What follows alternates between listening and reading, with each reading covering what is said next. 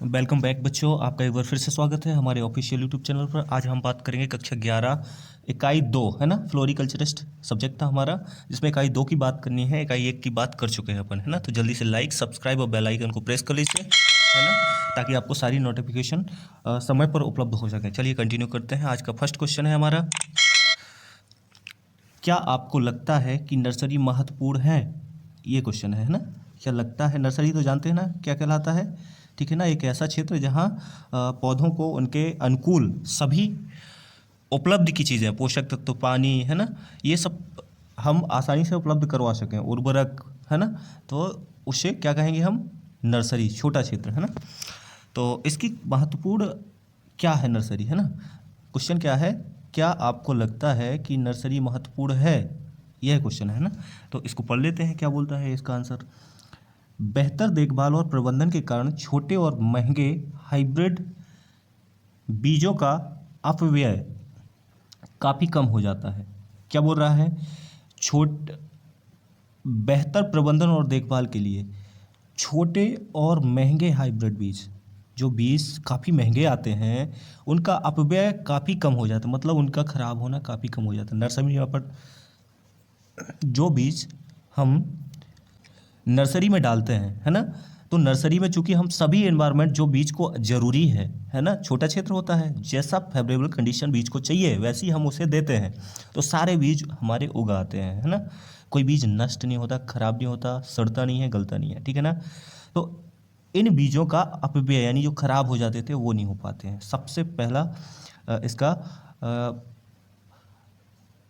महत्व है, ठीक है ना, नर्सरी का। इससे बीज खराब नहीं होते हैं। दूसरा है, तुलनात्मक रूप से छोटी जगह में आदर्श स्थिति प्रदान करने अंकुरण प्रतिशत में सुधार किया जा सकता है। मतलब छोटे स्थान में आप अंकुरण परसेंटेज बढ़ा सकते हैं। यही बात हुई ना कि बीज खराब नहीं होगा तो अंकुरण ज़्यादा होगा, है ना। ठीक है। तीसरा क्या है? नर्सरी क्षेत्र छोटा होने के कारण कम से कम देखभाल लागत और रखरखाव के साथ रोपाई का प्रबंधन बेहतर तरीके से किया जा सकता है। बहुत कम वृद्धि वाले फूलों को पहले नर्सरी में उन्हें तैयार किए बिना विकसित करना मुश्किल है, ठीक है ना। तो कम लागत में आप बेहतर देखभाल कर पाते हैं छोटे क्षेत्र का। आप लोग टमाटर, बैगन, मिर्च, भट्टा, है ना, बैगन बोलते हैं इसे, ब्रिंजर, इन सब की क्या नर्सरी लगाते हैं ना। क्योंकि नर्सरी शुरुआत में क्या पौधे को जो फेवरेबल कंडीशन है वो प्राप्त करती है, ठीक है ना। अगला है रोपाई के लिए नर्सरी में मजबूत और स्वस्थ पौध चयन करके बेहतर उत्तरजीविता के अवसरों के माध्यम से मुख्य खेत में फसल का बेहतर और समान विकास प्राप्त किया जा सकता है, ठीक है ना। क्या किया जा सकता है? जब आप रोपाई करते हैं तो जो मजबूत पौधा है, आपको पता है ये पौधा हेल्दी है और ये अच्छा हमें प्रोडक्शन देखा हो, उत्पादन अच्छा दे सकता है ना, तो उसे आप लगाएं। बाकी का चयन बाद में करें, है ना, जब उसे और हेल्दी बना दें, है ना। तो ऐसे काफ़ी महत्व है नर्सरी के, ठीक है ना। तो आप अच्छे से इसे देख लेंगे, पढ़ लेंगे। ये देख सकते हैं आप, नर्सरी है, यहाँ पौधे लगाए गए हैं। आप देख सकते हैं जो पौधे लगे हुए हैं ये पौधे कितने हेल्दी और एकदम स्वस्थ दिख रहे हैं। क्यों दिख रहे हैं? क्योंकि इनके अकॉर्डिंग जो इन्हें फेवरेबल कंडीशन चाहिए, जितना टेम्परेचर चाहिए, जितनी इरीगेशन चाहिए, सिंचाई चाहिए, जितना पानी चाहिए, जितना पोषक तत्व चाहिए, जितना उर्वरक चाहिए, ठीक है, ये सब जितना लाइट चाहिए, ये सब हम उसे इसके अकॉर्डिंग उपलब्ध करवा देते हैं। तो ये सारे पौधे हेल्दी और स्वस्थ रहते हैं, ठीक है ना। ये बहुत महत्व है नर्सरी का, ठीक ना बच्चों। आप देख रहे होंगे नर्सरी एक ऐसा माध्यम है जहाँ पौधे को उसके अनुसार सारी परिस्थितियाँ उपलब्ध करवाई जाती हैं, ठीक। इसमें देखो ऊपर पानी के लिए ऊपर फुव्वारे लगे हुए हैं, ठीक है ना, लाइट लगी हुई है, ये सब चीज़ें, वेंटिलेटर लगे हुए हैं, ठीक है। तो ये नर्सरी है जिसको आप देख सकते हैं। दूसरा क्वेश्चन है, नर्सरी के विभिन्न प्रकार क्या हैं? इनमें से किसी एक का लाभ बताइए। चूँकि लाभ बुक में दिया नहीं है ना, तो ये क्वेश्चन लाभ नहीं पूछेगा। अगर पूछे तो आप लिख भी सकते हैं नर्सरी के लाभ क्या है। काफ़ी सारे लाभ हैं, है ना, जो अभी मैं बोल रहा था वही सब तो लाभ हैं। इसको देख लेते हैं। नर्सरी के प्रकार। नर्सरी के प्रकार की बात करें तो अवधि के आधार पर, पहला कौन सा है? अवधि, on the basis of duration. अवधि के आधार पर दो टाइप्स की नर्सरी होती है, अस्थायी नर्सरी, स्थायी नर्सरी, ठीक है, टेम्परेरी और परमानेंट। ऐसी नर्सरी जो अस्थायी, कुछ दिन के लिए आपने बनाई फिर वहाँ छोड़ दिया वो स्थान। कुछ ऐसी नर्सरी होती है जो स्थायी, परमानेंट, हमेशा वहाँ नर्सरी बनाई जाती है, उससे क्या बोलते हैं? स्थायी नर्सरी, ठीक। जहाँ कुछ दिन के लिए बनाते हैं फिर उसे छोड़ देते हैं, वहाँ नर्सरी नहीं बनाते, दूसरी जगह बनाते हैं, वो अस्थायी टेम्परेरी बोलते हैं, ठीक है, टेम्परेरी काम चलाना, है ना, ऐसा बोलते हैं। हाँ। दूसरा है उत्पादित पौधों के प्रकार के आधार पर, जो आप पौधे लगाते हैं उनके प्रकार के आधार पर भी कई प्रकार की नर्सरी होती हैं। सजावटी नर्सरी, है ना, ऑर्नामेंटल नर्सरी मतलब जिसमें सजावटी पौधे सब लगाते हैं। वेजिटेबल नर्सरी, सब्जियों की नर्सरी, है ना, वेजिटेबल नर्सरी जिसे बोलते हैं, सब्जियों, केवल सब्जियां लगाई जाती हैं। फलों के पौधों की नर्सरी, फ्रूट्स प्लांट लगाए जाते हैं। वन नर्सरी, फॉरेस्ट नर्सरी, है ना, फॉरेस्ट लगाए जाते हैं केवल, ठीक है ना, वन वाले पौधे लगाए जाते हैं, जंगली पौधे जिसे बोलते हैं, ठीक ना बच्चों। तो ये सारी नर्सरी हैं, आप इन्हें अच्छे से याद कर लेंगे, आपको पता भी होना चाहिए। याद क्या करना, नर्सरी दो टाइप की होती हैं, अवधि के आधार पर और उत्पादित पौधों के आधार पर, ठीक है। तो पौधे कितने प्रकार के लगते हैं, सजावटी लगते हैं, सब्जियां लगती हैं, फल लगते हैं, वन वाले लगते हैं। अवधि के आधार पर दो टाइप्स की, स्थायी और अस्थायी। हाँ, नर्सरी में प्रयुक्त संरचना के आधार पर होती है, संरचना के आधार पर भी नर्सरी लगाई जाती है। संरचना on the basis of structure use in nursery, ठीक है ना। तो संरचना के आधार पर open field nursery, hi-tech nursery, ठीक है। ओपन फील्ड बनी खाली क्षेत्र में जो नर्सरी लगाई जाती है, ठीक है ना, open field nursery. Hi-tech nursery जो ऐसे हाईटेक डिज़ाइन द्वारा बनाई जाती है, बिल्कुल एकदम स्ट्रक्चर्स उसका कंक्रीट का बनाया जाता है, परमानेंट टाइप से बनाई जाती है, ठीक है ना, तो हाईटेक नर्सरी होती है। अगला क्वेश्चन है आज का, पादप वृद्धि नियामक का उपयोग क्यों किया जाता है। तो इसका उपयोग क्यों किया जाता है, इसका आंसर है नर्सरी इनपुट। ये क्या है, पादप वृद्धि नियामक नर्सरी इनपुट है, नर्सरी में डालने वाली कुछ इनपुट हैं, या ये कहें कि रेगुलेटर है, ठीक है ना। पादप वृद्धि नियामक पीजीआर इन्हें बोलते हैं। यह पोषक तत्वों के अलावा एक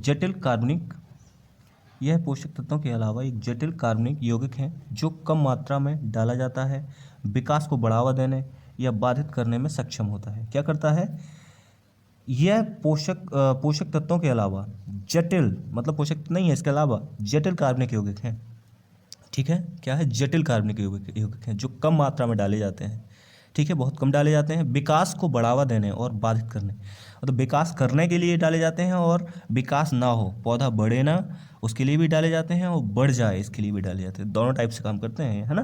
तो ये इनके नाम चूँकि आपको जानना जरूरी है, ठीक है। तो पहला कौन सा है, ऑक्सिन, पीजीआर कौन सा है पहला, ऑक्सिन। ऑक्सिन के अंदर कौन कौन से आते हैं, IA, NA, IBA, 2,4-D, ठीक है।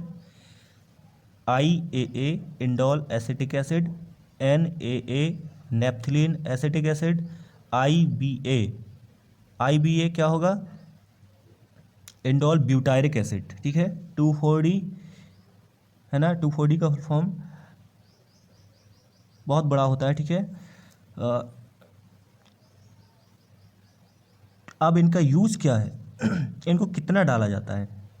ऑक्सीजन को डाला जाता है 100 से अधिक ppm, IA को डाला जाता है 500 ppm, NA को डाला जाता है 5 ppm, IBA को डाला जाता है 1,000 से 3,000 ppm, 2,4-D को डाला जाता है 800 से 2,000 1200 ppm, ठीक है, इतना डाला जाता है, ठीक। कौन सी फसल में डाला जाता है, इसको डहेलिया में, इसको आर्किड में, इसको गुल मेहंदी में, इसमें बोगनविलिया में, इसको गुलमोहर में, ठीक है। क्या काम करते हैं, ऑक्सीजन करता है फूल देर से आना, ठीक है, ये डालो तो फूल आपको समय से आते हैं, मतलब जब उसका समय होता है तब आते हैं, है ना। इसको डालने से जड़ वृद्धि को बढ़ावा देती है, जड़ को बढ़ाता है। इसको डालने से सूट तने की लंबाई को बढ़ाता है, Na नेप्थिलीन एसिटिक एसिड, ठीक है। यह भी जड़ को बढ़ाता है, ठीक है। यह जड़ की शुरुआत को दर्शाता है, ठीक है, 2,4-D, ठीक ना भाई। तो इनको अच्छे से आपको याद कर लेना है, इन हार्मोन्स को याद कर लेना है, ठीक है। बाकी ppm में तो आपको लगभग ये एक चीज़ देखना पड़ेगी, वो समझ जाएंगे आप लोग, ठीक है। कौन क्या काम करता है, ये भी चीज़ आपको याद होना चाहिए, क्योंकि एग्ज़ाम ऑफ व्यू से नहीं, एग्ज़ाम तो ठीक है, आपको हमेशा अपनी पार्ट ऑफ लाइफ में, क्योंकि आपको कभी ना कभी पेड़ लगाना है, पेड़ कैसे उसको बढ़ाएं, कैसे हल्का करें, कैसे उसमें फूल आए, ये सारी चीज़ें आप इन्हीं का यूज़ होता है, तो ये आपको हमेशा के लिए याद होना चाहिए। ओके बच्चों। कुछ और हार्मोन्स है जैसे साइटोकाइनिन। साइटोकाइनिन अर्किड में डाला जाता है 500 ppm, सूट या तने के विकास के लिए करता है। ठीक है, सूट और तने का विकास करता है। GA3 ये इतनी सारी फसलों में डाला जाता है, एंटीथ्रोनिया, गुलदाउदी, डहेलिया। ठीक है, बहुत सारे काम करता है। क्या काम करता है? जल्दी फूल आने का संकेत देता है, पौधे की ऊंचाई, इंटरनोड्स, लंबाई, फूलों के डंठल को बढ़ावा देता है, फूल और वजन को बढ़ाता है, कंद में पैदावार को सुधार करता है, अंकुरण के प्रतिशत को बढ़ाता है, स्टेम की लंबाई, गुणवत्ता में सुधार करता है। क्या? GA3। ठीक है। अगला है एथेरल ग्लेडियोलस। क्या करता है? कॉर्म की सुषुप्तावस्था डोरमेंसी को तोड़ता है। कॉर्म क्या होता है? कॉर्म जो जैसे अदरक, अदरक कैसे लगता है? कॉर्म से लगता है। तो उनकी सुषुप्तावस्था को तोड़ता है, ठीक है ना, कि वो अंकुरण अच्छा हो। ठीक। एथेफॉन कार्नेशन में शाखाओं को बढ़ाता है, एथेफॉन, है ना। बेजाल्डिनाइज क्राइसैंथेमम में क्या करता है? एपिकल के प्रभुत्व को खत्म करता है। बी नाइज जेरेनियम रेशेदार जड़ों को बढ़ाता है। MH मैलिक हाइड्राजाइड बोलते हैं, बोगनविलिया में डाला जाता है, कॉम्प्लेक्स झाड़ीनुमा विकास को प्रोत्साहित करता है। GIBA गेंदे का फूल अधिक शाखाओं को पैदा करता है, ठीक है, शाखाएं बढ़ाता है। ठीक है, ये हार्मोन्स है, इनको डालने से तुरंत प्रभाव होता है, फसलें तुरंत बढ़ जाती हैं, तुरंत फूल आना स्टार्ट हो जाते हैं, मतलब 2-4 दिन में दिखने लगेंगे आपको, सडनली इनका इफेक्ट देखने को मिलता है। ठीक है ना बच्चों, इनको सबको आपको याद कर लेना है, चूँकि आपको 4-5 तो याद होना चाहिए, ठीक है ना। 2-3 ये हैं इनके उपयोग, 1-2 ये साइटोकाइनिन और GA3। ठीक, आपको 8 तो केवल इसलिए मैंने डाल के रखे हैं ताकि आप सब पढ़ें तो 2-4 याद बने रहें, ठीक है ना। सभी की कोई ज़रूरत नहीं है एग्ज़ाम ऑफ व्यू से, बाकी आपके जीवन ऑफ व्यू से सभी की ज़रूरत है, ठीक ना बच्चों, क्योंकि इनको हमेशा ही आप साइंस लेंगे या साइंस में आगे जाएंगे या आर्ट्स में भी, तो कहीं ना कहीं इनको देखने को मिल जाएगा, है ना। गाइस, इकाई 2 का सत्र 1 अपना समाप्त हो गया है।